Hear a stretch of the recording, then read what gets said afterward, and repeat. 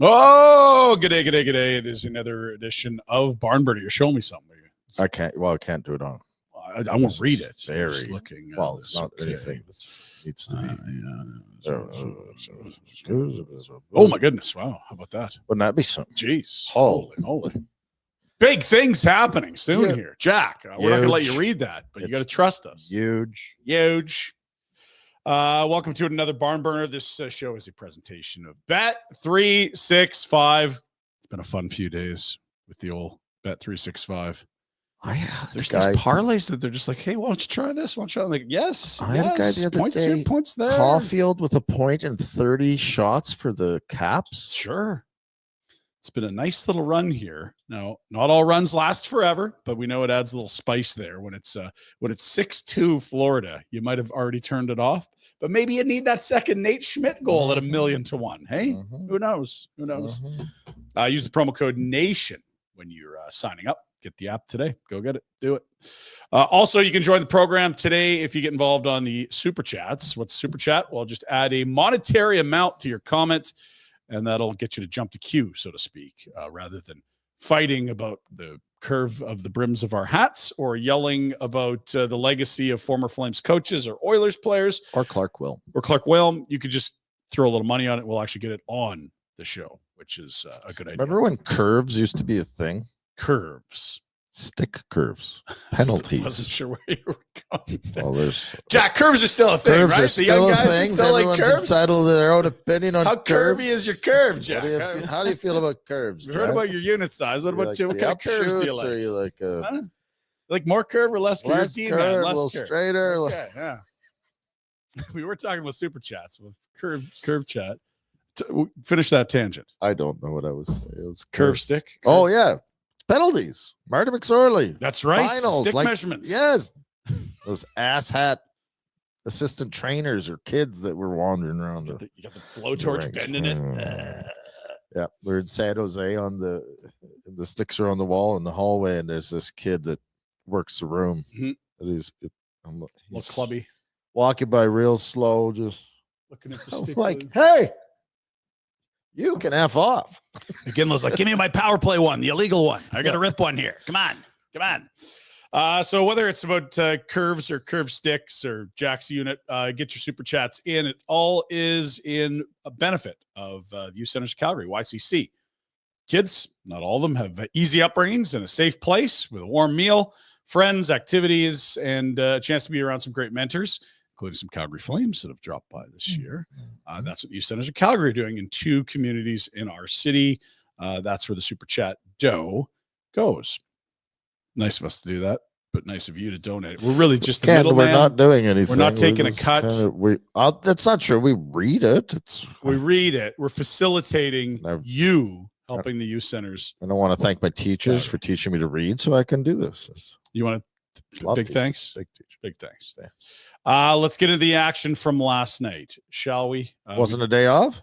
It was not an off day in the NHL schedule. We do that for our great friends at McLeod Law. Great to see Shane and Austin and a bunch of the crew. Peter Klein texted me. He was on a secret international mission, he told me. Oh. So I think he's a double agent. I might have just blown his cover.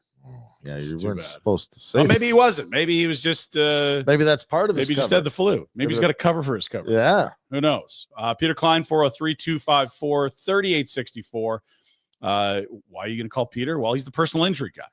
Did you know that he's also the go-to guy for your disability insurance claims? You know that disability insurance, the long-term stuff you're paying into?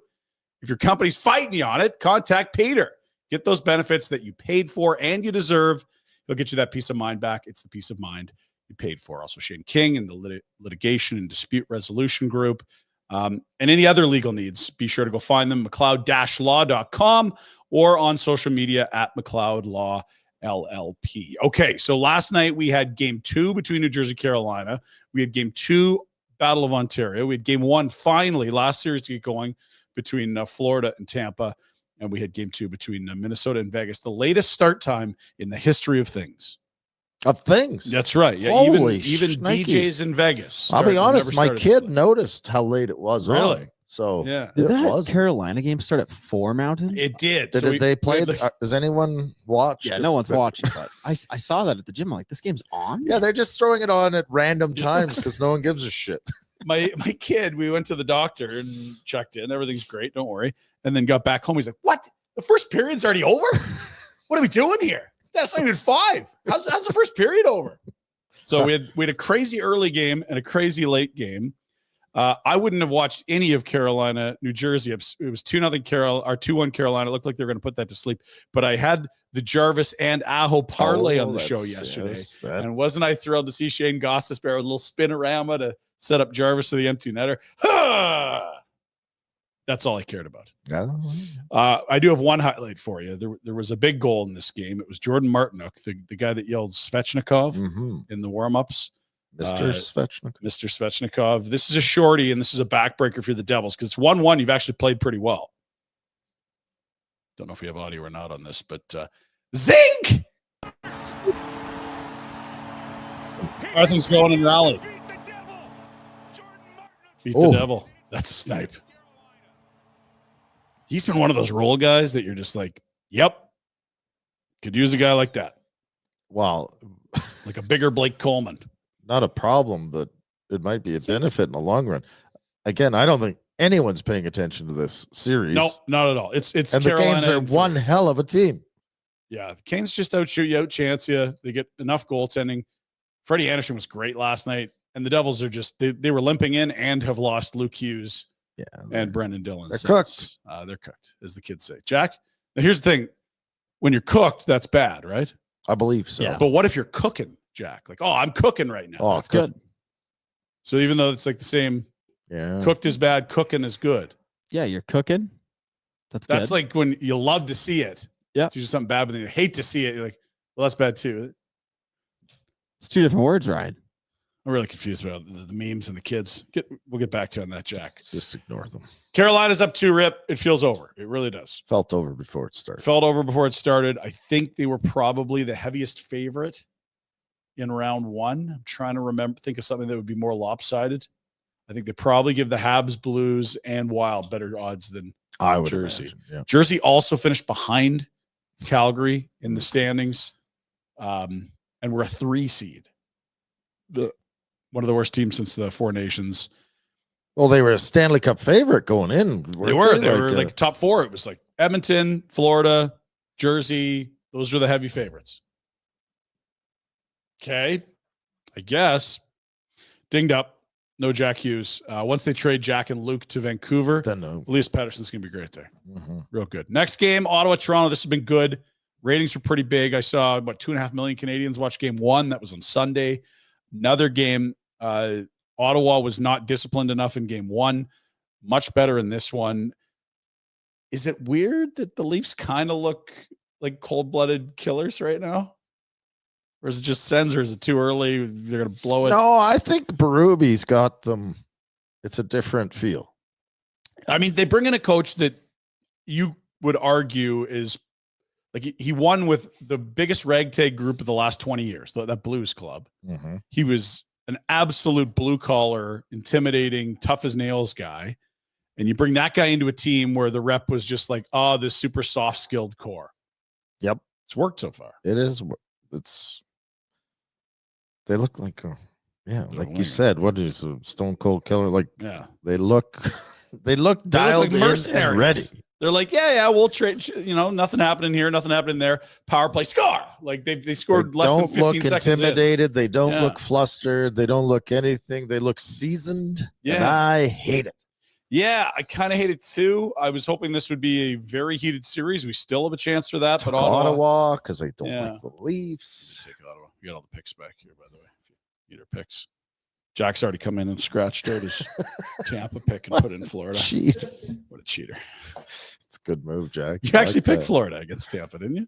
Yeah, I went Florida, and then I was going to go Leafs, and then I went Ottawa because I wanted the brothers to play. You did want brother. Yeah, the script. That's right. I remember that now. Let's go to a couple highlights from this one. Game-winning goal. Let's do the Warner whiteboard thing because I don't think this player had a good game. In fact, many said he did not have a good game. But this is a big one. This is the final few minutes of the contest. Excuse me, this is an overtime. What am I saying? Overtime. Domi is just crossing the blue ice to two different Senators. This Leafs team, I don't know. It's fine because there will be a level of excitement. Oilers Game 7. I had no issues. We're happy to watch. Right? Yes. I could. I want to take it to the place where it's like, do you remember how many years we just said those guys will never win about the Washington Capitals? Yeah. Like they're just not going to. They're going to run into Sid in the second round every year. Awesome team in the regular season. Lots of stars. Not going to win. Can't win. We've said that guy's not going to win about a lot of different guys. We've said about a lot of different teams, and it's just you need reps. And eventually at some point, you don't have a Nylander with migraines and Austin Matthews hurt and your hot goalie gets run over and your power play goes ice cold. Now, there is something to be said for, having been there a bunch and not being freaked out by the stage. And I think that's part of the Leafs. That's part of it. But they're also that was last year too. They're averaging like 300 goals an hour on their power play. They got like 5 power play goals in the first 20 seconds. Like that's a nice, fortunate run. They look, I said it, seasoned. They look dialed in and ready to go. Now, someone's going to come out of Florida and play them. And that's going to be a tougher test than Ottawa. Totally. Or Ottawa's going to get the shit together. You want to drink out of the cup? Guess what? Yeah. Might have to win a few games and beat some good teams. Going to have to beat some good teams on the way. I'm not sure if you can just hand pick, okay, we'll go Ottawa. And, Jersey's beat up. Let's have Jersey next. Maybe we get the Habs because that'll be fun. And they're not. The Habs will be wore out. Habs maybe. Do you think we could out play west? Maybe once we get out west, we don't want the Blues. Week out west. Blues are missing. Right? Like, sorry. Good teams. You can do that at Bet365. Yeah. Fair. I want to show you this. Stellars getting chippy in this contest. He's been a really nice story for them. We know Wool had a nice playoffs last year, then he got hurt. But like there's some nasty here, and he's huge. He's like 6'6", 6'7". I don't mind it at all. This is fine. None of this gets called. As long as you're playing. All that's fine. Now watch this. This is finally the ref's like, all right, that's enough. The boys will kill it off for him, right? Well, they should. This is the physicality I love. That's physicality, and it's like, only good if he plays well, though, because if he's getting scored on, everyone's going, oh, he's distracted and he's not focused. And yeah, Stuart Skinner, don't do that tonight, okay? Because you're not playing well. Yeah, it's not going to. Or Calvin Pickard, whoever it is. Next game, let's go to Florida, Tampa. I was really excited to settle into this, but it felt over pretty quick. Playoff Sam Bennett made it 1-0 with a nice redirect out of midair. Playoff Sam Bennett. Playoff Sam Bennett, very good. And it was just a pile on from there. Let's you got some Kachuk goals for us, Jackie? Yeah, I got both of them. Let's go Kachuk real quick before Dregs joins us. Kachuk. Minnesota actually played really, really well and then had to survive a push from Vegas at the end. But before we do that, let's get to our NHL Insider. On the Crystal Waters guest hotline, usually a Friday guest. The playoffs are messing everything up. All our scheduling apparently turned around, but we're happy to get him anytime we can. Crystal Waters, your crystal clear choice for all residential plumbing, heating, and cooling services with over 23 years of experience and 30,000 projects completed. Yeah, you can trust these guys, focusing on safety, comfort, and product longevity. Make them the people you trust to take care of your house, right? Crystal Waters, also solutions for all budgets, including financing and affordable payment plans. Crystal Waters Plumbing and Heating is your crystal clear choice for home comfort. Let's get to Darren Dreger. Dregs on a Wednesday. We love to see it. How are you, sir? Hold on. I just want to make sure I get a good picture of this. Send it to the Oilers. Hold on. We'll get to the Oilers, Dregs. We'll get to the Oilers. We're going to start with some Flames news, if you don't mind. No, I'm looking at the Los Angeles Kings sweaters, and But you got another screen going on? Oh, we don't know what you're talking about here. Yeah, okay, that's a green screen, Dregs. Okay. High budget. You've upped the budget, I see this week. Okay, I get it. Real quick, you broke some news this morning regarding the Calgary Flames, so it's a good place to lead. Ryan Huska is going to be part of Team Canada's coaching staff.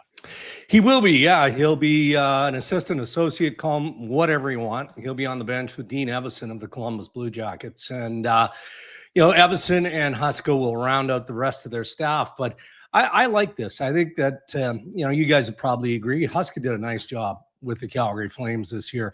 And I'm always happy to see new faces on international benches, because historically, Team Canada, Team USA, they go with the history of, especially from a management perspective, the guys that, have the international experience, international success and all that.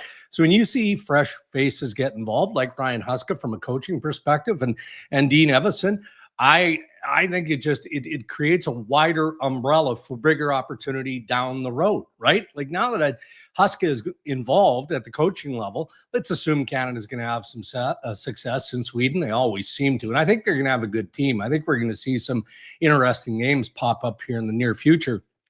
Why doesn't that open the door to opportunity down the path, right? You've got the World Cups, 2 of them. The Olympic bench is primarily picked already, but, hey, I think this is a good opportunity for Huska, for Evason, and for anyone who gets the invite. And it doesn't matter if you're a coach or a player here, guys. You get invited to join Team Canada, you just say yes, or Team USA. Just say yes, because there is influence on what, the Olympic larger group might look like, and likewise for the World Cups down the road. So this is a shot in the arm for Ryan Huska. Deserved. You don't go to Australia when Lanny calls you and asks you to go. Austria or Australia with Max Finneganoff. Like, yeah.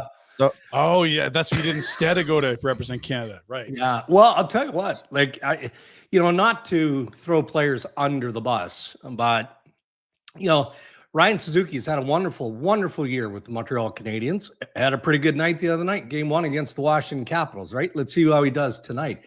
For whatever reason, his offseason schedule has never jived with the men's Worlds. So he's been invited to play for Team Canada 2-3 times, maybe more than that. And look, sometimes it's valid. You have a family wedding, or there's something that you just can't miss. Or you're the 18th choice. For sure. But I think the messaging was on D or overall. Yeah. Well, I think the messaging prior to the Four Nations Faceoff was, you know what? You've had a good year. Maybe you would have been in the mix, but this is why when you get that call from Canada, you answer that call and you go, "Yep, I'm in." I don't disagree with you, and I wasn't going to be part of any Olympic team in my I did have a wild dream once. I thought I was going to go to Nottingham. Yeah. But if Rob Zamner can do it, you anyway, can too. Yeah, sure. Not all the GMs or teams are behind this. In all right? Like I remember talking to Darcy Wigiri. He's like, "Wow, you can go, but don't get hurt. Don't have to go. We'd be okay if you don't go, right?" Like, and it's fine. And I'm not here, they're there, but that is part of it. Like, there would be players if you have bumps or concerns. I guess my point is the GMs probably don't care if you go or want you to go. Really, I think it depends on where you're at in your career too. Yeah. If you're a young guy, and to your point, Rhett, you're healthy. You haven't had a disappointing year, but you're still climbing the ladder of progress and development here. Why wouldn't you go? And Zayne Parekh, let's stay there. Yeah, it's going to be there. Uyghur captained them a few years ago, and that was a big part of a big year transition. Florida to Calgary, and then the Worlds. He finished off on a high note.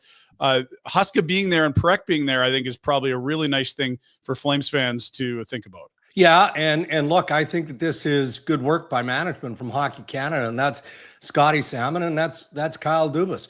I think they feel like there's a reason to repair the relationship between Zayne Parekh and Hockey Canada. Yeah, I mean, I don't think that anyone expected. Hold on, maybe the Calgary Flames, just based on where they picked him, just believed that he was going to have a heck of a year, which he did, and then you fast forward to, him stepping into the National Hockey League.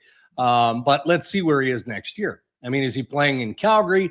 What does that look like? Is there an opportunity for him at, the World Junior Championship again to potentially be a real impact player and a leader for that team? Well, that's what Hockey Canada is hoping, best case scenario internationally. So why not start repairing, if necessary, that relationship now? You bring him into the men's Worlds. Who's the other one? Martone is also going, right? Martone, yeah. like a young guy, you know, are they going to play meaningful games at the men's Worlds? Don't know. Probably not. But they're at least getting the invitation to come for the exhibition round. And then, like they did last year with a couple of young guys, it's up to you. You know, there may not be another opportunity for you to play here because we are going to cherry pick the guys that want to come over when they're eliminated from the playoffs. However, we'll keep you. You can practice. You can be part of the group here. We'd love for you to stay. Maybe there is a chance for you to get into the mix. However, you know, it's up to you. So I think it's a step in the right direction for Zayne Parekh. We saw that actually with Johnny Gaudreau after making his debut in game 82 with the Flames way back in, I want to say 2014 spring. Then he went to the Worlds with the Americans and played phenomenally amongst men. And that he built to the excitement. I feel like the Americans have always been maybe a little more cutting edge or forward thinking with bringing some college guys over and guys that haven't played. Maybe they just get more no's from their NHL guys, but I like seeing Canada bring some young guys, even if they do have to take a back seat after round one when another wave of players can be invited. Yeah, and I don't know. As Sidney Crosby officially said, he's not going. Hockey Canada doesn't expect Crosby to go. And I think we saw some video earlier this week on the weekend, somewhere around there, of Sid skating with some of the younger guys in Pittsburgh. That's not unusual for him, right? He does that on an annual basis. That's just part of Crosby's character and DNA. But I think there is a glimmer of hope that he might go, yeah, you know what? I still got some game left here. I'm going to go over to the Worlds and have some fun and just continue on with a mentoring role. Imagine being one of those young guys, if that were to happen, and have that opportunity. It'd be terrific. Let's turn our attention around one of the playoffs. 5 Canadian teams in. That matches a record for most in any postseason. Maybe we go east to west with a little temperature check. Let's start with the Habs. They got a big one, obviously tonight, with a chance to even that series. What did you think of game 1 from the Habs? Nervous. Like, they were nervous to start. That's not shocking at all. We saw the same thing from Ottawa. I actually saw it from some of the younger guys in Winnipeg. I was in Winnipeg for game 1 of the Blues and the Winnipeg Jets, but I thought the Canadians played their way out of that. You know, I did. There's some detail stuff that I'm sure Marty St. Louis has figured out and has delivered the message home. There's some individual stuff that can't happen defensively that has to get cleaned up, both on the defensive side. And we saw a couple of examples of Patrick Laine just checking out, which he can do from time to time. So they'll clean up some things, and I think that they'll be ready. I was impressed with Sam Montembeault. I don't know what you guys thought, but you know, again, he's in that realm of inexperienced when you look at the roster. And you know, he just talked about how he just considered it to be another game, went through his game day routine, and it looked like that based on the way that he played. But you know that the Capitals are going to be physical. You know, Tom Wilson was hitting everything in sight in game 1. Well, that's certainly not going to change. And there's some speculation Arbor Xhekaj may draw into the lineup for the Canadians, which I guess I'm okay with, but I don't know how much he's going to help. You know, it's not like he brings a wealth of experience. And the last thing you can have with twitchy officiating, which you always get in the first couple of games of every first round series, is a guy who's running around chasing hits. So I am interested in seeing what that lineup looks like in Montreal.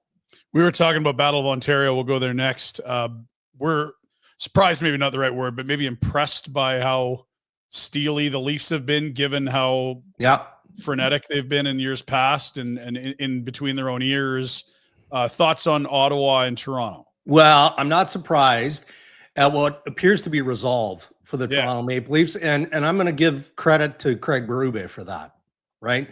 And it's not like Sheldon Keefe was a bad coach. He wasn't. Maybe the group wasn't mature enough to get over the jinx, the hump, the inexperience, all of that. But the way the Maple Leafs are showing up in starting games is 100% by design by Craig Berube. You know, they're physical, they're drawing penalties, they're really, really aggressive. And that power play is just bonkers how quick they execute. I mean, predictably, that's not going to continue. That can't continue if you're the Ottawa Senators. And I thought Ottawa played pretty well last night. They took over in the second period. They just weren't rewarded for it. Yeah. So I don't know if they've got to do more work around the Toronto net. Obviously, Anthony Stolarz doesn't like having Ridley Gregg anywhere near the crease. So before we got you on. So is that going to be a storyline that drifts into Ottawa now that the series shifts? There's no quit in that lineup. So I would expect that as good as Toronto has been, they know that they're going to have to be better. They're going to have to clean up those second periods. And I think that Toronto could be a lot more tenacious around Linus Ullmark, who also elevated his game in game 2. Yeah, for sure. I mean, they went from, geez, that was a lopsided goalie matchup to like, okay, we're in overtime. Are we in the middle of is it a best of 5 with Ottawa having home ice, or the Leafs up 2-0? It was that close.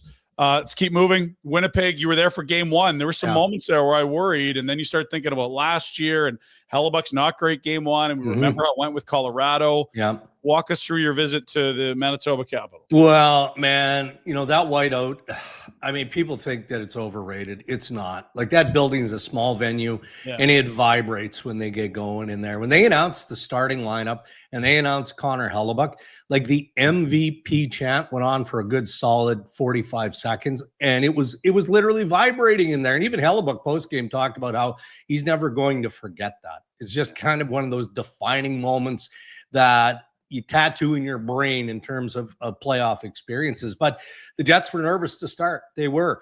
Braden Shen was a one-man wrecking crew in that first period. 7-8 hits. I mean, he almost killed Cole Perfetti in the corner. And Perfetti talked about the next day. He said he gave himself crap for putting himself in a bad situation. He was kind of pinned in there by Justin Falk. But the reality is, you can't sustain that type of play through 3 periods, or it's really hard unless everybody is doing it. And St. Louis seemed to taper off, certainly in the third. No different than any other of the top teams in the league. Winnipeg's big boys then took over in that third period. Mark Scheifele's having a great start to the postseason. Same for Kyle Connor. Iafallo is a nice compliment there. And Hellebuck settled down. I mean, he wouldn't admit it, but I think he had some nervousness in his play in game 1. And, he closed the door on the Blues in game 2. I thought game 2 was a tremendous hockey game. Heavy. It was heavy and defensively in tune. And there were just so many things to like about it. And then I mentioned Perfetti earlier. That poor kid didn't sleep. He didn't sleep after game 2. I mean, he missed a wide open net to make it 3-1 in the third period. And I mean, he's a skilled kid. So he's not out there to bang and crash. He's out there to generate offense. Velarde and Ehlers still out. Do you have timelines with either? I'd be surprised if Velarde wasn't an option for game 3. Now, because the Jets are up 2-0, maybe that buys them a little bit more time, right? Maybe they go, okay, we're not quite there with him yet, but he skated a few times, and I watched him for 20 minutes. Now he's in a non-contact sweater, so how much do you learn there? And he stayed out longer, but the skating looks good to me. He looks like he's really, really close. So if they can throw him in, I mean, with all due respect to Nikolai Ehlers, he's in and out of the lineup all the time. And Nikolai Ehlers is a nice add because he just presents a different layer of speed, right? So when you get in trouble, he can skate the puck out of trouble. Your entries on the power play with Nick Ehlers are almost automatic. They're almost automatic because of how quick he is. But Velarde helps that power play as well. So it just gives them another boost. So if he doesn't play game 3, I think he'll be good to go for game 4. Finally, the Oilers and Kings played an incredibly weird game 1 in the sense that weird, man. LA looked like they were utterly dominant. They missed 3 empty nets. They did not score on a full 2-minute 5-on-3 that would have put it well out of reach. And the Oilers, in just moments, showed that you still can never blink, not for a moment, when you've got Draisaitl and McDavid on the other side. Just wild playoff hockey. How else do you explain it? I mean, I honestly, I went to bed. It was 4-0. They were game, set, and match. Like, I mean, I didn't expect to wake up and it'd be 8-0. I thought, all right, this is gonna be a 5-1, 5-2 hockey game. There we go. Like, and that's not being disrespectful to McDavid or Draisaitl or any of the Oilers. It's just I just like the way the LA Kings play, and I think that they've had a really, really good year, and I didn't expect them to allow the greatness of the Oilers pair to get back into that game. But zero quit, right? Absolutely zero quit.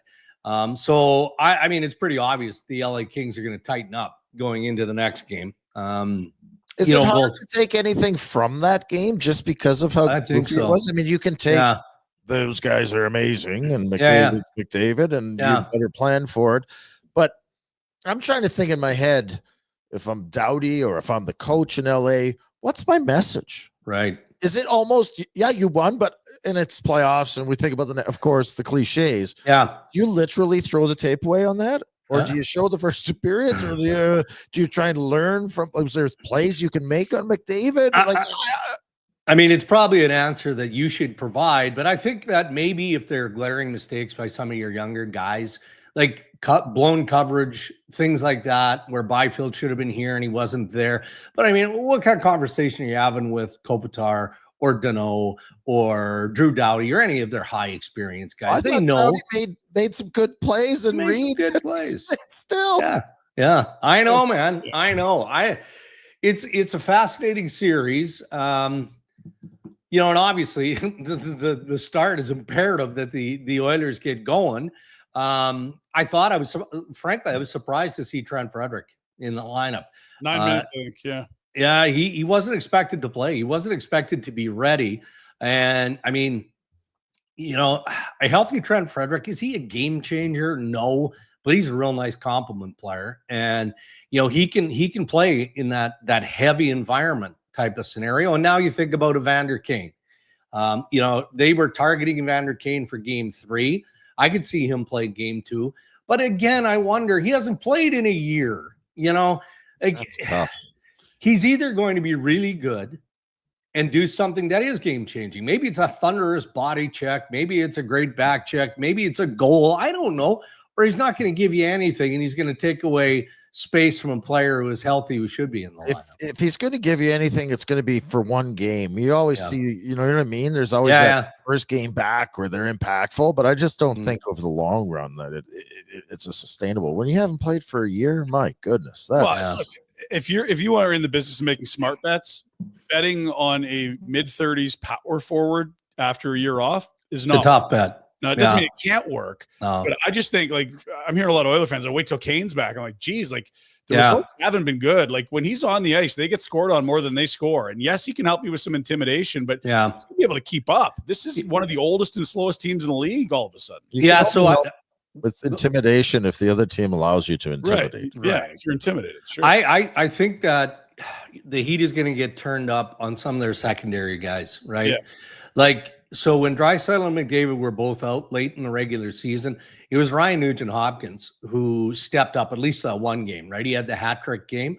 You know, he's got to find his way to be a difference maker in this series. You know, I know that sounds cliche, but it can't always be about the same three guys. You know, Draisaitl, McDavid, and Zach Hyman gives you everything he got, everything he has. I mean, shift in and shift out.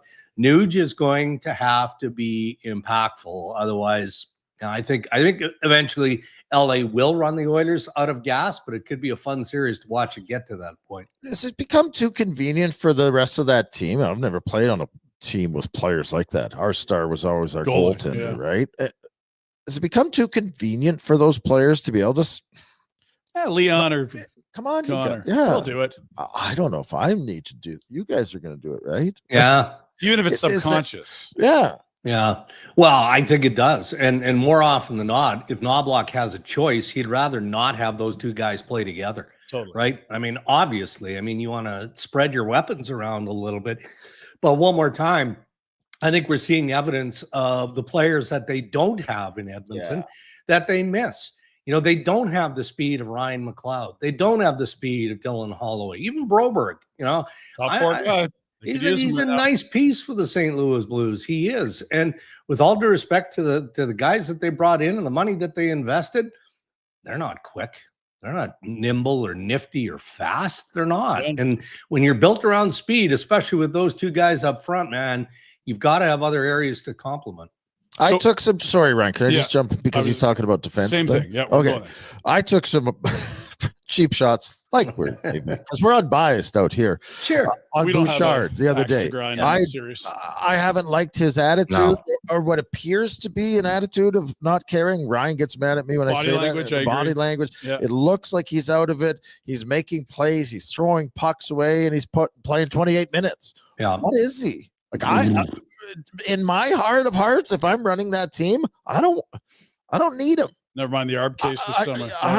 I am not impressed with what he brings, and I don't want to be too harsh because again we're unbiased here. But what are your thoughts? I mean, the D-core isn't their strength. No, he's supposed to be. Last year, talking about a $10-11 million defenseman. Yeah, for sure. I mean, and he obviously hasn't had a good year, and he hasn't had a good start to this playoff series. He hasn't. He wasn't good enough the other night. And the Oilers, without Matthias Ekholm, don't expect one guy to step in and fill the void. Darnell Nurse gets in trouble when he tries to do too much. Right. So if it's Nurse and it's Wallman and it's Bouchard who split those minutes and just elevate their game a little bit, then I think you can live with it, right? You don't fill the hole of Matthias Ekholm because he's just a stabilizing presence throughout that lineup. But you can't have what you had the other night from Evan Bouchard. And I guess the only thing, it's going to be fascinating to see how this unfolds, assuming that he doesn't have a real bounce back performance. And look, if the Oilers level the series, maybe take the lead, maybe win the series, we might have a different conversation going into round 2. But I'm looking at the body of work of Evan Bouchard this year, and it hasn't been what it was. So maybe financially that helps the Oilers, assuming that they want to lock in on this guy longer term. But maybe they've also seen enough by the time you get to the end of the year where they look at their lineup, their roster, and they know they've got big dough going to Connor McDavid right around the corner, but they're looking at all the holes that they have and all the holes that they have to try and fill. Maybe you have that conversation about Evan Bouchard and whether or not he's a piece that you have to invest in, or maybe you include to bring some pieces back the other way. What is he around the league? I'm genuinely curious because he's a bit of an enigma. He's a power play guy, but you're a power play guy with the two best power play players. And if I played power play and Ryan played power play in Edmonton, we're getting 50, 60 points. D-zone apples from me, Dregs. Right? Give it to McDavid. Where do you want it, Connor? Okay, I'll put it there. Yeah. There's always a market for those guys, though, fellas. You know this. That big shot from the point, the power play opportunity. Like not every team, a lot of general managers look at players like that and go, all right, we got a bit of a reclamation project here, but he's young. He's got so many physical attributes that we can work with. We just need to pair him with the right guy and let him run and use him as a special teams sort of upgrade. So, and that might be the way Stan Bowman looks at him too. Maybe they just feel like, okay, if we get him at the right price point, then let's make sure that we flank him with the right guy. And is that Ekholm? Is that somebody else? I mean, we'll see, but he's got to be better. A lot of players have to be better there. Any pressure in net yet, or where are we at? Like, I know there's a lot of picker down the stretch because Skinner was hurt. Yeah. Skinner didn't look good in game 1. Not that many Oilers did. Yeah. This is where you wanted that 1A guy that Jack Campbell is supposed to be, I'm guessing, but you're there. What do you see in net? I mean, I don't get the sense that they're contemplating change yet, but it can't be too far down the road, can it? Because you're right, you don't really, you don't really have a tandem. You've got a quality backup in Cal Pickard. That's really what you have. And I'm thinking of the Ottawa series now. Linus Ullmark took some heat along with a number of Ottawa Senators after game 1.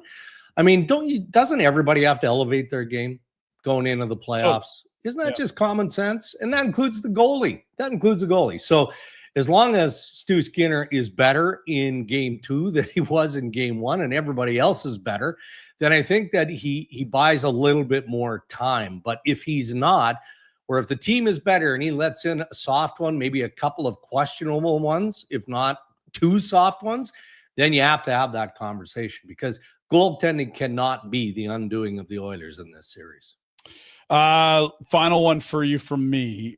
Gabe Landeskog may return to the lineup tonight in Colorado at home against the Dallas Stars. Nearly 3 years from his last NHL hockey game. That was the game they lifted the cup in the Stanley Cup final, I believe against Tampa that year. Incredible stuff. Just give us more context because Rhett, he said it first. I was like, okay, he's got some weird thing. I don't know anything about this procedure. He's like, that's almost impossible to recover from, to just walk normally. Never mind be a pro athlete. It's been a long road. I don't think it's ever happened, has it? I think guys it's never happened. It is so No. cutting edge that you basically can't move for like months and months and months. You do not risk the cartilage moving. Like it's, we're not medical doctors, so, but it is a staggering surgery and an amazing thing. And I don't know what to make of it, to be honest. I mean, the only thing that you can take away from it is how mentally strong this man is. Like, can you imagine going through all of that and investing everything that he's invested to get to the point where he's literally returning to the National Hockey League at the fastest time of year? I mean, it's just bananas. And if it weren't for the character that he provides, we're not having this conversation. We're not. I mean, if he's not Gabe Landeskog or a decorated player or a leader highly valued by the Colorado Avalanche and Jared Bednar and his teammates, he's not getting in the lineup. No. It's just that, it's that simple. I'll tell you what, though, and it doesn't matter. I always say this. I don't cheer for teams, but I do cheer for individuals. He is one of my favorite guys. As a person, he's an unreal dude. He really is. He's a smart man, super caring, obviously a hard worker. You think back to his contribution when they won the Stanley Cup and the price that he paid there, all of that. So just based on the individual story, I'm happy for him. I'm cheering for him. I want him to do well, but I'm not expecting him to. That's where my concern comes in. Sorry if I stepped on you there a little bit. That's where my concern comes in. I don't know, from a hole in the wall. I can't say he's a good person up, but I'll go on your word that he is. I don't want him to go out there and get drilled and have something happen, because that type of surgery, give him credit for what he's gone through and to get back and to try and do it. That surgery is not for that. That surgery is so you can live.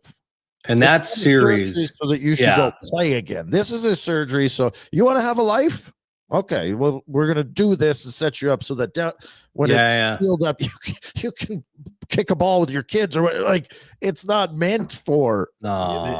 So God bless him for what he's attempting, but I hope it works out well. Yeah, knock on wood. As you're talking about that, you know who comes to mind is Max Pacioretty, and you remember he comes back from the Achilles. And like, how many games did he play in Washington? Did it again, you know, and again, knock on wood, he's back healthy and he's an option for the Toronto Maple Leafs. But I just, with all the stops and starts and the edge work, and let alone the forecheck of the Dallas Stars, you know, and everything he's going to have to do. Oh boy. Anyway, we'll wish him well. It's a good story. Yeah, and you know what? It's at home. That's going to be an emotional lift at the Ball Arena in Denver. So that's a fun one tonight. 3 good games tonight. I'm fascinated by all 3. Yeah. Thanks for sharing some time with us, Dregs. We do appreciate it. And if you're going to get all the way to Winnipeg, I mean, next time just come a little further. We take you on tour to Calgary. Get out for Stampede, maybe. Red will show you Alberta beef, Dregs. Boys, I'll do my best to try and get there before the conference final next year. How's that? That's a ways away. That's a ways away. A lot of work. The big runway there. Don't let us down now. Thanks, Dregs. Okay, guys, have a good one. Darren Dreger of TSN, our Friday guest on a Wednesday here on the Crystal Waters Plumbing and Heating guest hotline. Your crystal clear choice for home comfort. Make sure your home is getting ready for summer. We got some temperatures coming in. Get those AC units ready. Get the units. Last thing you want is plus 30. You go to click, not working. It's happening here. I moved here, bought a house, didn't have AC. Nah, you don't need it in Calgary. You do now. One night. What in the? This is unbearable. This is idiotic. Where's the mountain air? So if you need new AC, or maybe it's furnace, and you never know. Get cold. Hot water cooler. You need both. We're talking discounts, upgrades, up to $1,000 in value for you Barneys out there, the Barn Burner Pals. So thank you to Crystal Waters. They want to be the guardians of your home's mechanical heart. Give them a call, 403-219-4100, or go to crystalclearcalgary.com. Lots there. Anything you want to react to with not react to all the I like a lot of the stuff he says. I don't know, like the Bouchard. I left the other day take a shot, run at him, but it kind of felt bad. But then I'm like, well, he hasn't performed, and Dreg's kind of confirmed it. He's like, he hasn't played well enough. No. And if the Oilers are going to advance, probably he's going to have to up his game a lot. It's just funny to me, like, we're talking about a group that should be dynastic. When you have two superstars, when you watch those two guys go and do what they do at the price they're at, it's before they're expensive, right? And it's like, and you compile the rest of your squad that way. We're talking about the Oilers right now as a maybe they could get back into the series, and if they somehow did get by LA, like, that's crazy. Yeah. We're talking about a team that was a win away from the Cup last year, and it's like, boy, they're really in tough here against this 2 seed. And they are, and the Kings are good. But they're only going to get by if McDavid and Draisaitl carry the mail and drive the bus and do all the fishing and the cooking and the cleaning and the laundry and the lot of vacuuming and whatever.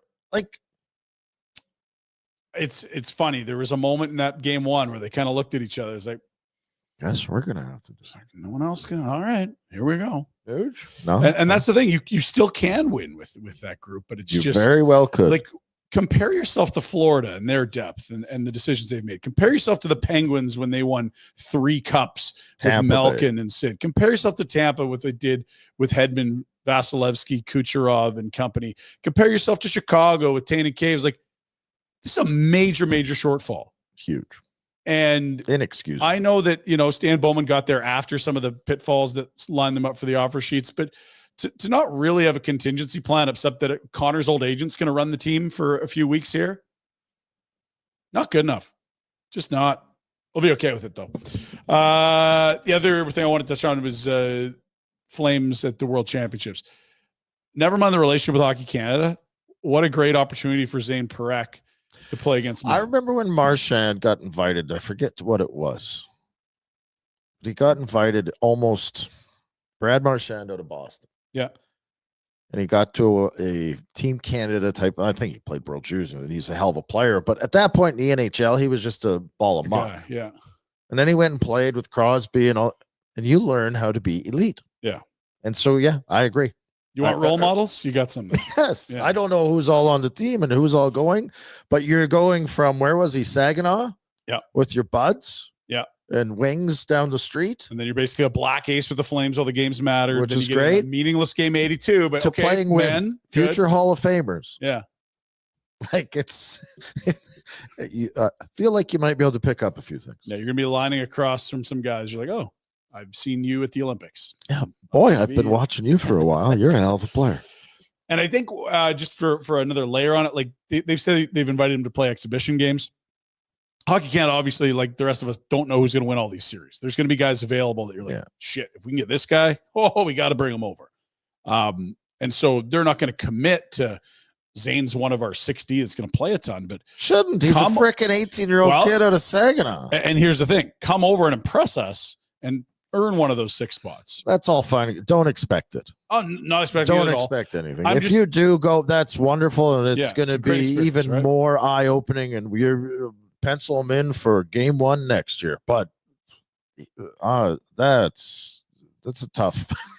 That's going to be a big jump from. Yeah, and it depends. So many guys say yes and no, and you don't know the roster. I wondered if there's some confusion with Flames fans. Like, was he on the team or is it just exhibitions? Like, this has to play out. They freaking need him. This has to play out, and it might just be play 2 games, fly home. It might be, hey, you're our number 7-8. Like, you're an injury away, stay with us. But next year's going to be interesting. He's too good to go back to the O. Was it Power that went over there, or did he play a year pro? No, I think he went out of college and went and played for Team USA, and they were like, he was playing 25 freaking minutes over there. You never know. This guy's awesome. Johnny, right out of Boston College, played a huge role for the Americans in 2014. I'm not saying that I don't want him to. No, if he is playing, then I think it's another feather in the cap. Yeah, and it's an opportunity to bridge playing against juniors to being in the NHL, because I think we all know he's going to start in the NHL. It's just a matter of what are the Flames going to do with him. Are you allowed? So you could do 2-week condition. My first year, I wasn't allowed to go to the minors. Yeah. I played 10 out of the first 11 games, and then I was in and out of the lineup, not playing very much. And then I went to World Juniors. Yeah. Played 8 or 9 games, whatever they play at World Juniors. Sure. Come back, play a few games. Then I did 2 weeks in the minors, played 9 games. And then I came back and Gord Murphy broke his toe and I played 25 games in the playoffs. Yeah. So the only difference here would be he wouldn't be allowed to go to the minors. On a conditioning stint, he would. Conditioning stint, he could. That's so whenever the Wranglers have. So my point is, you can't go back to Saginaw or junior. It would. How really many games does he need for and again, his play will dictate how much he needs. But maybe there's ways of managing it, I guess, is what I'm getting at. I agree. It's exactly the conversation. I don't know if he'll put up the points I put up in that first year, but we'll see. Do you want to remind us of those gaudy totals? We were on the couch last night. Me and the kids were watching hockey. And my kid goes, I didn't know you so your first goal was in Boston, Dad, in 97? And I'm like, yeah. And I started in 95. And they all, what? Is there a lockout in there, Dad? Yeah. And so I've been thinking about this a lot because it's a very realistic outcome that they don't send him back to junior and that he's probably not ready for 82 games in the NHL. Because there's just different universes there. Now, maybe he is, but I don't even think you. Sorry, go ahead. I'm interrupting. So let me play it out. He's going to get the 10-game look, like every kid out of junior that's a top prospect that has a strong camp will. And I would be very, very open if I'm Craig Conroy, if even with guys like Monahan and Kachuk, we saw them kind of hit a rookie wall. Like Monahan mid-season his rookie year, you're like, and I think he had a busted bone in his foot. Like, if I'm the Calgary Flames, I probably am putting it in pencil. He's going to the World Juniors. I would schedule it out. Yeah. When the schedule comes out, I would sit down and go, okay, I want this kid to play 40 games next year. So, sure. Whatever. Now, maybe you can't even get to that, but so what? He's going to be on my team, and I'm going to look at this kid. Okay, I don't need him playing back-to-back. Sure. I don't need him playing 3 and 4. So I'm going to pick the games, and this is him playing average. If he's dictating I'm in the lineup and I'm playing 20 a night because he's good enough, then that's fine. Yeah, you don't worry about it. Yeah. But there's nothing wrong with looking at that schedule and going, okay, we're going to do this, this, this, and this. And injuries will change things a little bit, but we're going to go to World Juniors. You're 2 weeks in the minors, and you're playing this many games with us. 40 games. Who cares? Great. Yeah, I'm with you. And I think there's been a hesitancy for teams to send young guys to Who World do you Juniors. want to develop your kids? Your organization or some jackalope down in the fucking OHL? Sorry, I swore. Jackalope. It's a jackalope. Is that one of those I don't know, actually. rabbits with the I horns? think so. Jackalope? Yeah. Either way, and it's not a shot against Saginaw. I don't know who's, but no, you can't go back to junior. No, he's dominated it, and you want him with your development people. The reason you have sports scientists and the reason you have the best medical people and the reason you have all these coaches is because you know they can help players. You want him in your environment with your systems, with your people, integrating with your leaders and your culture. It's a no-brainer. The challenge is if he's kind of a 6'7", I think the World Juniors is a great option. Because then he can go play some huge minutes. Go play for Hardware. Be on the ice, down one with every second of it because you're worried you're going back to junior. Go. That was you. Play scared. Get a horn from McGinley for Christmas to put on your Harley. Like, come on. I said something else there for a moment. Let's no. move on. Hey, we've told you a bunch about the Hearing Loss Clinic. It is locally owned and operated and here to help. It's not just about hearing loss or impairment. It's about empowering everyone to be socially active, to be more connected with loved ones, and confident in all aspects of their life. I watched my dad lose his hearing. He went from a guy that I tried to talk to your dad. It was terrible. No good at all. To down to nothing, to the point where I couldn't talk to him over the phone for a decade, and he eventually had a cochlear implant. But I can't tell you how much the social aspect of a human's life is impacted by hearing. Even just if you can upgrade a bit here or there or change like what Boom's done with those high frequencies. I was losing them. Now I got them. We're talking about totally changing your outlook, your confidence, your existence, every aspect of your life, your whole existence. Yeah. And so if you have a toothache, you go to the dentist. And if your eyes aren't working, you go to the eye doctor. If there's even a question, like you should be heading in to get your hearing tested. People of all ages can suffer from hearing loss. It is not ageist. It is an equal opportunity ailment. And yeah, hearing issues can have been linked in studies, untreated, to things like depression, dementia. So get in there. 5 hearing loss clinic locations in Calgary, including the new Chinook location at the corner of McLeod and Glenmore. Also 5 in BC, Cranbrook, Creston, Fernie, Golden, Invermere. Check them out there. Hearing loss clinic, hearingloss.ca, and be sure to follow on socials because they always get great prizing. Like prizing? I don't think we're allowed to win the prize. We're not, no. But people watching, yes, they could get or listening, signed jerseys, or listening, tickets to games. People listening for sure. If you're having a tough time listening, it's not just because I interrupt everyone. It might be something they can help with the hearing loss clinic. They can't help me with that. Nope. They might be able to help you. Okay, one game we didn't talk about last night. I want to get back into it. The late one, the very late one, Minnesota at Vegas. I think we kind of thought, you know what, Minnesota, not your year. Bunch of injuries, got healthy too late. Vegas is Vegas. Last night was not that at all. And I want to show you the assist on, I think it was either the opener or the second goal of the game for Minnesota. Kirill Kaprizov was on track to get Hart votes this year when he was injured in December. And I think people might have just forgotten because of the market and how long he's been gone, how good this guy is. That's like a 5-foot saucer pass on the tape across a zone and a half. Like, that is so ridiculous. Hitting him in stride. Right on, it lands right on his tape. I can catch that pass. That's incredible. Kirill and company. Even Duster Jack would be able to pick that one up. Yeah, totally. Anyone on the Jasper squad could handle that pass, that's saying something. Now who can make that pass? Yeah, the Kirill one Kaprizov can make that pass. I don't know how many guys can make that pass in the league. Like, it is special. He had another multi-point campaign, and all of a sudden you can see why Minnesota is going to be good down the road. They got to get rid of all this dead money they've been spending on the buyouts. But last night it's Boldy that gets sprung there. Foligno scores. Zuccarello scores. Kaprizov would add a goal. Kaprizov then another one. So a 3-point night, the final one coming into an empty net. And I think we got a series here. I know it's been late for everyone, but they've stolen home ice. It's been good. It's back and forth. I actually, I was watching it, started the game, Vegas looked like they were going to take over. I think they were out shooting them 5-0, 6, 7, 8 minutes in. And then the script flipped a little bit. Yeah. All of a sudden, Mini found their legs and they were flying. Got to 4-2 late. I think early in the third, Vegas scores to get it within 2, and Minnesota had to survive a push there. But we got a series, which is good. Some of these feel like they're over.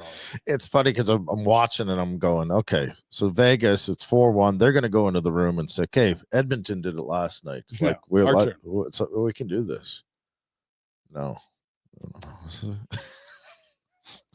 That game tonight, man. It's more difficult without those two guys. Even it's a hell of a team at Vegas, but we'll get to the bets later, and probably a Pinder Report due. But I'm telling you, I don't know there's anything more fascinating than Edmonton, LA tonight, because all the weirdness that happened in game one, it kind of reminds me of Battle of Alberta in 2022. Game one in Calgary was it 9-6, and everyone had in their head this vision of what the game was going to be, and it's the first Battle of Alberta since the 90s. And you're like, okay, here's what it's going to look like. And you're like, what in the hell is this? Well, and also preseason hockey. And then game two. Like, I wouldn't be surprised if Edmonton went 8-1 tonight. Like, the only thing I wouldn't be comfortable right now with, and I've got it in the bets later, is an under. Because I haven't seen enough saves from the Oilers goaltending. And I just think Leon and Connor showed you, even if you hold us off the sheet for 50, 55 minutes, like, don't matter. We'll still get ours. Yep. We're still coming. Yeah. Jerks. Let's do a Pinder Report. We do it for Village Honda, our good friends up in the Northwest Auto Mall, and online at villagehonda.com. They're our pals from like day one. We're talking about the OGs. And yeah, the Honda Ridgeline. I can tell you, the convenience of an all-wheel drive pickup with the comfort and smooth ride of a sedan. Car and Driver Magazine ranked the interior of the Ridgeline tops in its class for practicality and comfort. Right now, the 2025 Ridgeline Black Edition, get a couple $1,000 Honda bonus. Qualified Honda owners get an additional $2,000 in loyalty bonus. Can't recommend it enough. Been very happy with the Honda Ridgeline. Also, they're looking to buy your vehicle, even if you aren't looking to buy one of theirs. They want pre-owned vehicles, all makes, all models. Appraisals are complimentary, cash in 24 hours. On top of that, cruise voucher for 2. Rhett, you and Jack can be. Oh, I can't wait to hit the cruise with Jack. You'll get your Bills gear on. He'll be wearing a Steelers gear. We'll be buffeting it up, just crushing it. Just baby oil out on the deck. Hey, Jack. Flexing by the pool. Oh? No? Yeah, man. Yeah, man. He's trying to downplay it. More details, villagehonda.com. All right, we start with the news we spoke about with Ryan Huska going to the Worlds. It was Dreger that broke it this morning. There will be 3 Calgary Flames on Team Canada. Ryan Huska joining Mackenzie Weegar, who captained the squad 2 years ago, and Zayne Parekh, who gets a nice little bit of seasoning against grown-ass men, which is we spent great length talking about. Other Flames news, the Wranglers were in one last night, down 3-0, Rhett, after 40 minutes against Coachella Valley. Well, there's more on the website about it. Let's do this. Let's show you the game sheet, and then we'll show you how they tied it up. Down 3-0 after 40, as the underdog on the road in a best-of-3. Dryden Hunt, 3-1. 5 minutes and 7 seconds left. Lucas Siona, 5-2. And there's Scory, Rory, Cairns. 7 seconds left to force OT. OT1, no goals. OT2, no goals. You go all the way to triple OT, down 3-0 after rallying back. And then it, that stings. That does sting. Do you think Trent Cole's mustache could have been the difference there? Yes. I think he sold out his team by not keeping that. It's the smallest of bounces that can affect a game in the playoffs. Yeah, when the boys retired going into the third OT, they didn't have the fear factor that a guy with a mustache brings. The motivation. Inspiration. Yeah. Here's Roy Cairns tying it late. 7 seconds left. This is a huge goal. See, empty net behind him. Off the goalie's skate. Stick with it, Rory. Good thing he dropped the leg. Well done. I'm telling you, all this guy does is put up points. Terrible number. It is kind of bad number. 86, or is that the way we were here? 6, yeah. 86 here. Have a summer, Rory, because they don't have a lot of guys that offense comes easy to. He's one of them, not by any stretch a 200-foot player, nor your Wingate champion, but guy creates offense. Guys every level he's played. Touch. 4 points in 5 games in the NHL this year, I think. Like, pretty nice stuff. We'll get some of the action from last night, Jack? Is that where we're going next? Walk me where we're going. Yeah. Let's do it. Here are their finals. Just a reminder where we're at in the tournament. Monday was excellent. Last night was good, but Monday was that's the night of the year. There's some scores there and a game that nobody wants to watch. I'm ready for Carolina to just move along. Go away, New Jersey. Come back healthier with all 3 Hugheses. You'll be more interesting. Yeah, if they were healthy, okay, different. Yeah. Big pressure on Ottawa at home now. There's no pressure. It's the big bad Leafs. Your crowd, you're the underdogs. Make this a series sense. We've been impressed by the Leafs, but we also want to see them sweat, right? Yes, we do. 100% we want to see them sweat. They're not going to sweat if just one win. You got to win them both, Ottawa.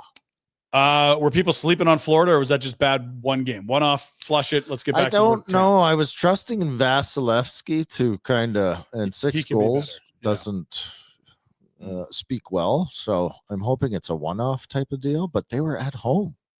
Yeah.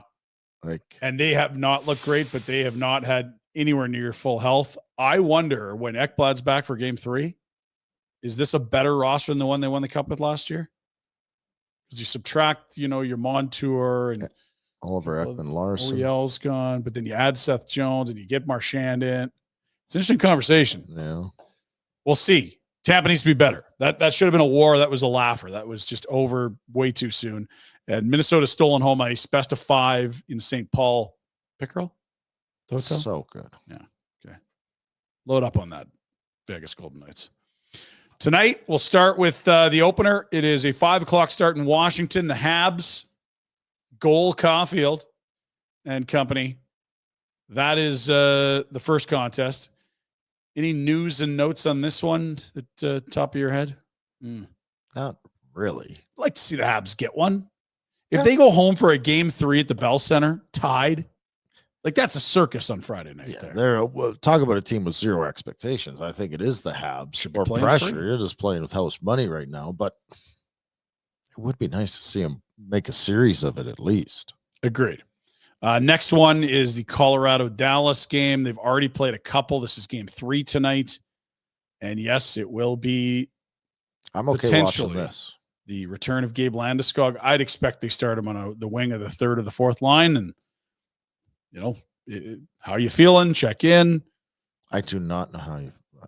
It's incredible what he's done. It's already an incredible success story, but I do feel you kind of cringing for it not to go perfectly. Well, we talked about Kane in Edmonton. It's been a year. How are you going to get This is 3 freaking years. Yeah. Take the surgery aside. Go sit on the beach for 3 years and then come back and play against Dallas in the playoffs. What? Colorado had a lead in game 2 as well. Dallas tied it with 4 left, won it in OT. This still, even with the injuries in Dallas, has potential to be our best first round matchup for entertainment value in the nightcap. We talked about it before. Edmonton Oilers, LA Kings, tough game to grade. If you turned it off with 10 to play, you would have thought thorough, dominant effort from the LA Kings. They're the team to beat. If you only watched the last 10, you're thinking, man, the Oilers, if they ever want to put together 60 minutes, the cup's theirs. We'll make more sense of it as we get more games under our belt. This is an 8:00 start tonight. The Dallas-Colorado is a 7:30, so that likely staggers those intermissions up for live hockey. That's going to be a nice little bit. Get the kids to bed early, Rhett. Settle in. I know I had popcorn last night. Popping corn. Jack, popping corn tonight? Maybe I should. I might have to go to the Hitman game too. Hitman game 7 tonight. We're going to talk about that as well. The move, Rhett, is get a suite, invite Jack and I. We'll get the screens going in the suite, and we'll watch the Hitman. That's not a bad play, actually. Yeah, we could maybe make something happen. In fact, that's where we're going next. Calgary Hitman game 7. Settle down, Lethbridge. Hurricanes or Hitman will advance to face the Medicine Hat Tigers and Gavin McKenna. Gosh. Is it the number? What highway is that? Down to Lethbridge? Yeah. Highway 2. Okay, so if you're cruising the 2, there's going to be a bunch of buses with dumb people in them. Just be careful. You're coming north on the Deuce? Just look out, all right? South of the city? Careful. Settle down, Lethbridge. Been a great series. Hitman lost the first 2 at home, then promptly went back and won the next 2 in Lethbridge. Back and forth we go. Should be fun. Keep an eye on this Ben Kindle. He's going to be a very nice player that maybe end of the first round, early second.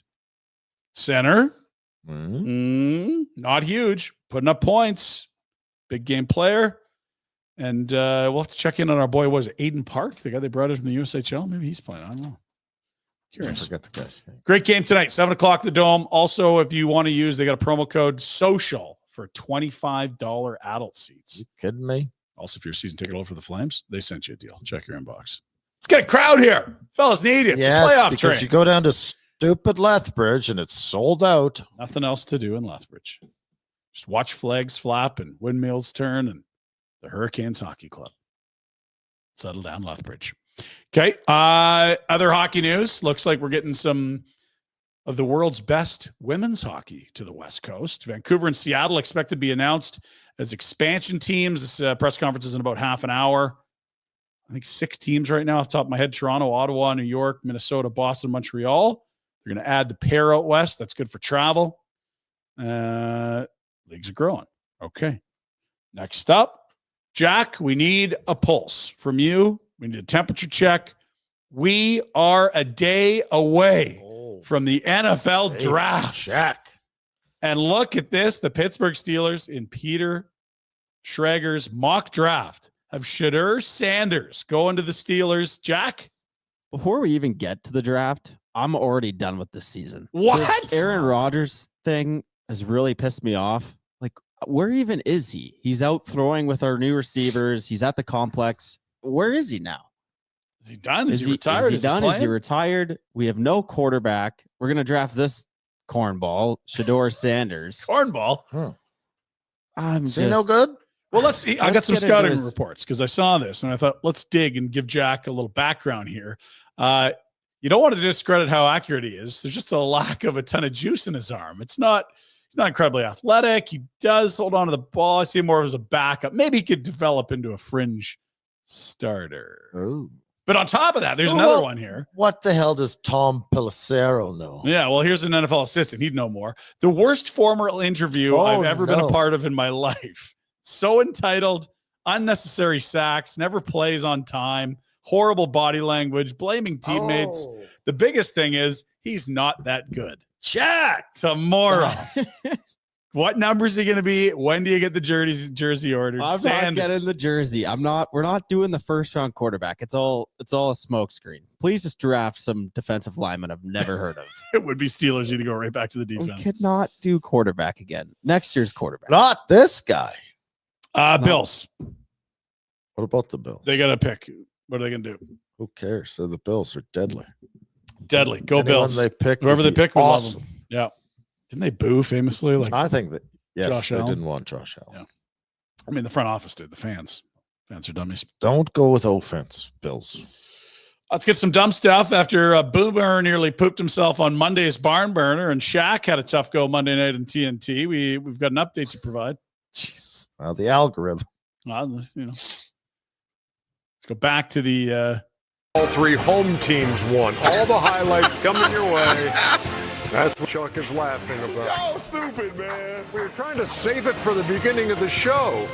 How the hell you gonna miss a big ass toilet? Well, you missed it most of the night. That thing was put down since the last halftime. You picked a hell of a time to wake up. Oh my God. That is a callback to yesterday's Pinder Report, where, So of course, good. Shaq had to pinch and wobble. Those Offset. guys never miss. Like any Never. opportunity they have to do something hilarious, they Yeah. always do. Excellent. It's the best sports desk panel You just show. can period. tell they're genuinely love just Having fun. yeah. Looks like you had an early round in because some of these golf yeah, courses are yeah. out there, but I didn't expect Once the things weather to be turns, I'm this ready. intense this early in the season. I don't know who your buddy with the barrel is there, but this seniors champ is feeding him, Rat.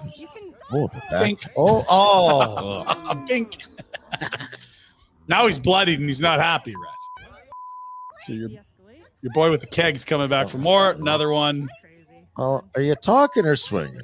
I think that guy's swinging. You Yeah. want one? Yeah. Grandpa was in the Navy, I think. Eh? I've already thrown a few. I'm not gonna. If you think I'm stopping now, I'm just getting loose.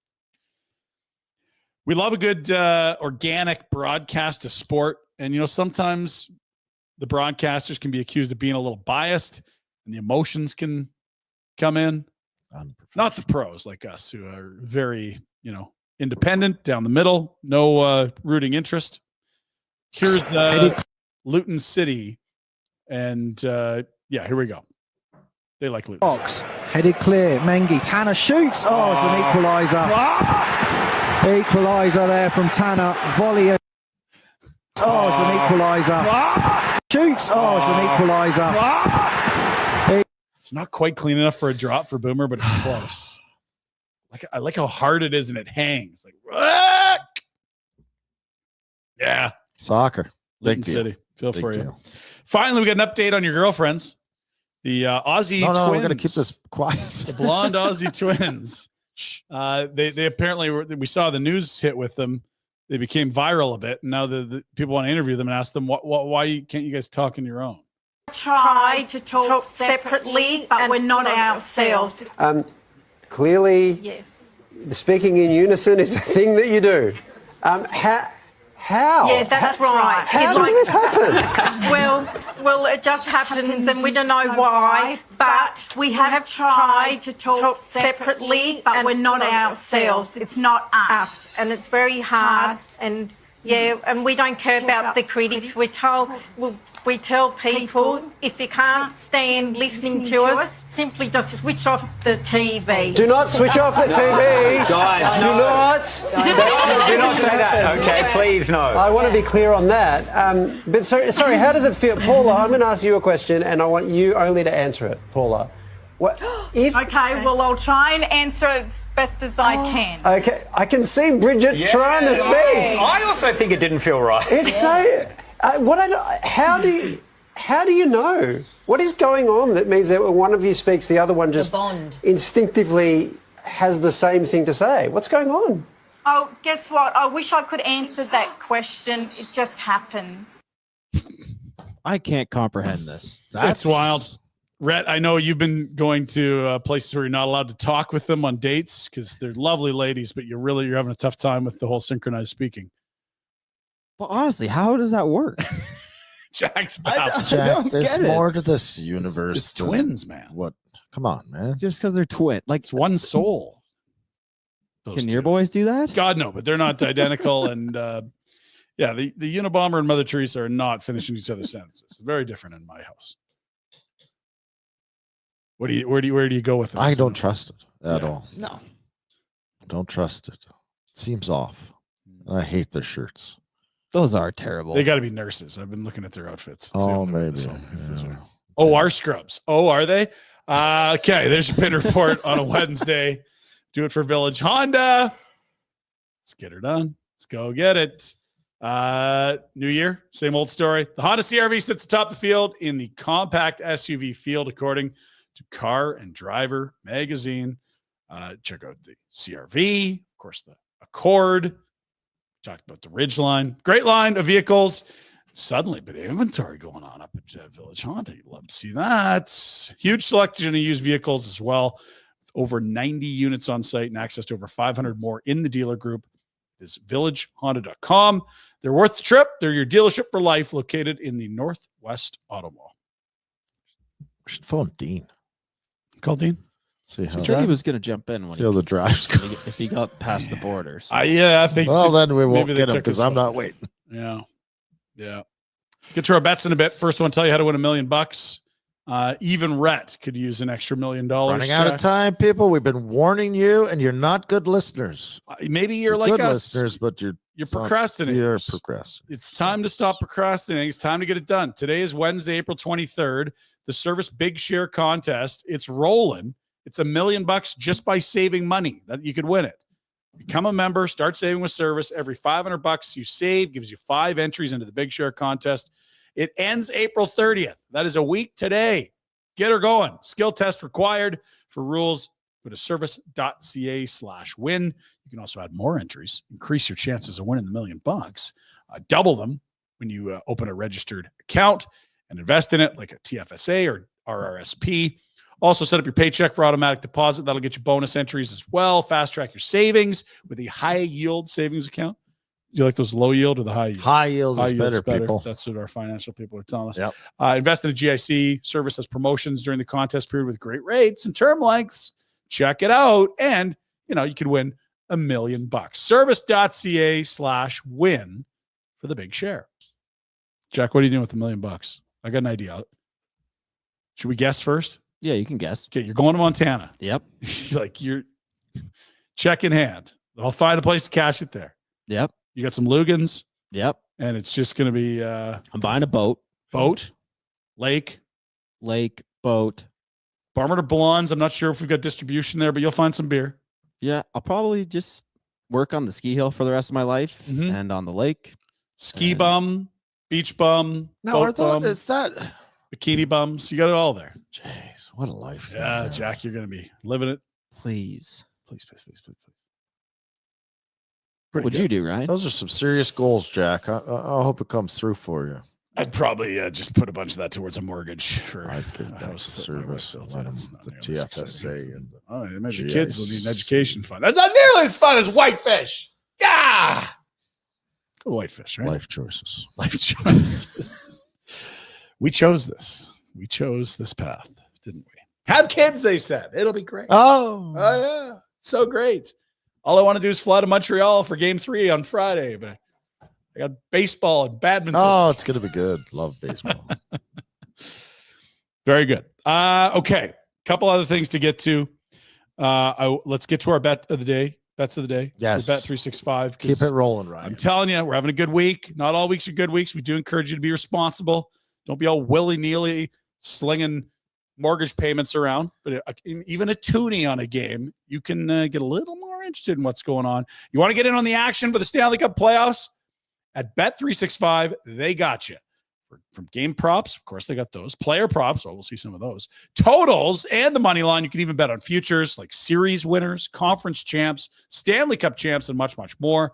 Whatever your bet is, it's never ordinary at Bet365. Download the app. Get in on the game. An official partner of the NHL's Stanley Cup playoffs. Must be 19 or older. Okay, parlays have been hitting lately. So look on the right. We'll go there.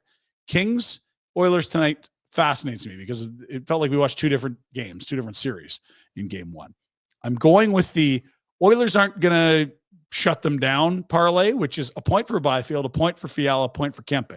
A lot of power play reps together, a lot of 5-on-5 time together. That 5-forward power plays are pretty good. There's Kuzmenko out there. And then I also am going with the Oilers Stars are still going to be the Oilers Stars parlay. That's a separate parlay. That's McDavid with 2 points and Leon with 2 points because really no one else is really pulling the rope. They have to drag the rest of the team with them. Plus 220 for the three Kings to get a single point. Plus 240 for the German and McJesus to each crack 2 points. I also don't have it here, but I'm on the over, which would fit in nicely with this. 6 is your total, as you can see on the left. Other games, Caps quite heavy favorites. I don't know that I wouldn't take a cut at the Habs to even things up heading home. We'll see. And the Stars, big dogs on the road as, the Avs, the Landeskog, home ice, last change, minus 200. They heavy favorites in Denver tonight. Anything you like in there? Catch your eye? It's 200. Canadians. You like Habs tonight? Yeah. Retro? Stars. Oh, really? Take a lead. Mm-hmm. Goodness. And I believe this is our first game 3. So Stars and Avs pacing us in terms of progressing into the series. Flash up that schedule again tonight, Jack, because we got to lay this out. Where's our you're popping corn, you're getting nachos going, Maybe whatever it burgers. is. Burgers. It's nice out. You could grill some burgers. I'll make a hell of a burger. My uncle from Ontario is out. I was really hoping we'd have Oilers, Ottawa, Toronto tonight. We don't. But my sister's got us all coming over. Here's the deal. Ribs, chicken, homemade mac and cheese. Oh yeah. Brother and his wife bringing salad. I'm on ice cream duty for dessert because she knows I'm inept at all things kitchen and my better half's down under, mate. What are you going with? We're going to go get a couple pints of ice cream. Probably stick with a real nice vanilla and then maybe a salted caramel. Foothills just down the street. There's a few other ones around here. It's not bad. Mm-hmm. Martin Loop's so easy to get around, so I'll just pop right over. Won't be a problem at all. What's your feature game? Let's rank these games in terms of interest. I'm going 1, 2, 3. I'm going 3, 2, 1. Yeah. Well, Avs Stars will be the best game. Should be. They've been contested late. The other two are they might. It's a good slate. Yep. I like it. Enjoy the games and what are you sleeping in the bedroom? Are you on the couch these days? Are you in the basement? I go wherever I want. The master of my domain. Have you addressed that snoring issue? I was told the other day I wasn't snoring, so I guess that's a good thing. Very nice. So the woman that you live with said the snoring's been good. She said I couldn't sleep, but it wasn't because you were snoring. Right. So you might have been snoring, but it was something else keeping her up. She was thinking about the Bills or something like that. Like, what are they going to do in round 1 of the draft? I don't know. She's worried about quarterbacks. Yeah, there you go. If you've got a snoring issue, there are treatments available at Outdoor Dental. Our pal Dr. Jay Patel has been doing this for a while. They've got this incredible Solea laser, which they use for all kinds of dentistry things. This is Bring a Homeless Man to Work Day. I don't know who that is in the video there. That's terrible. That's a lot of hair there. Jeez. Forgot how much that was. 2 15-minute treatments will increase the tension in your soft palate to reduce snoring. It's non-surgical. It's pain-free. There I am in the video. I got it done. It was incredibly easy. They sit you back. You're watching the TVs on the ceilings, 15 minutes in and out. Come back a month later, 15 minutes in and out. Significant improvement in snoring.